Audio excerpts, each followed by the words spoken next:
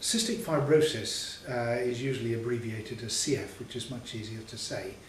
This is a potentially major disease that occurs in about 1 in 2,000 babies in Europe, and it's now known that it occurs in all other racial groups, including black Africans and Chinese and Japanese and people of Asian origin, although in those people it's less common.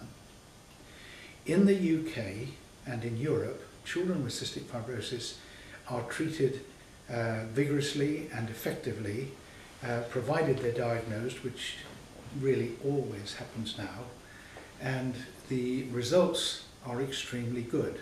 Instead of dying within the first year of life from bowel disease where they don't digest properly, or from lung disease, they can be treated well, they can live fairly normal lives, and they can go well into adult life.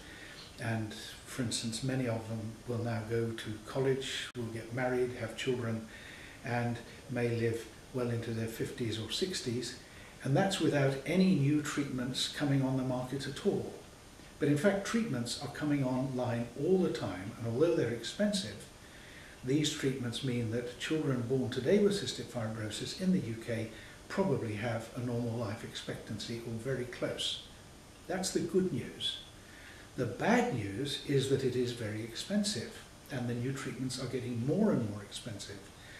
So that today you could say that a child with cystic fibrosis may well go on to a treatment program that will cost anything from £20,000 to £30,000 a year, and in fact even more if they have some of the major treatments that are online coming up.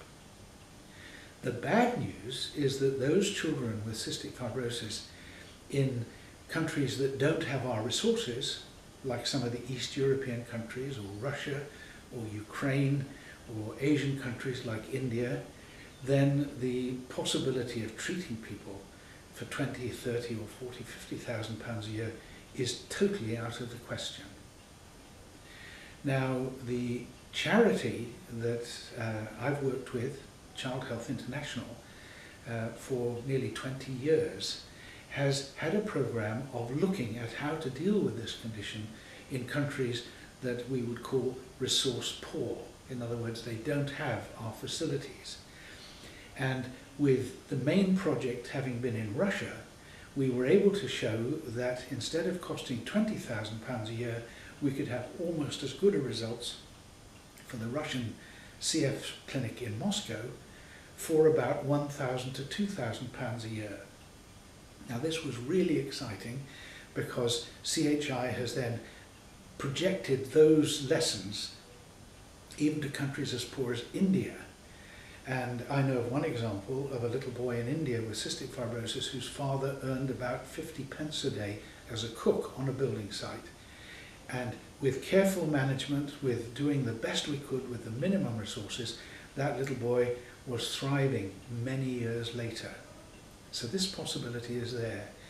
And Child Health International, which was started by Roy and Dorothea Ridgway about 20 years ago, following the death of their son from this condition, is now working in many countries, principally in Eastern Europe, as the need arises, and this includes the Baltic states, Lithuania, Latvia, Estonia, and in Moldova, and is about to set out on a project in Albania. Now these are all poor countries, but with these modern methods of treatment, using what resources the people have, the outcome can be absolutely superb, and it's very exciting. Now what we're really doing is continuing with this program. It's not giving drugs, it's not giving expensive equipment, it's really using expertise and the lessons that I've learnt in one country, using the teams from England, cystic fibrosis teams, going to these countries and helping them to have what is called appropriate levels of care for the money and the facilities that they have.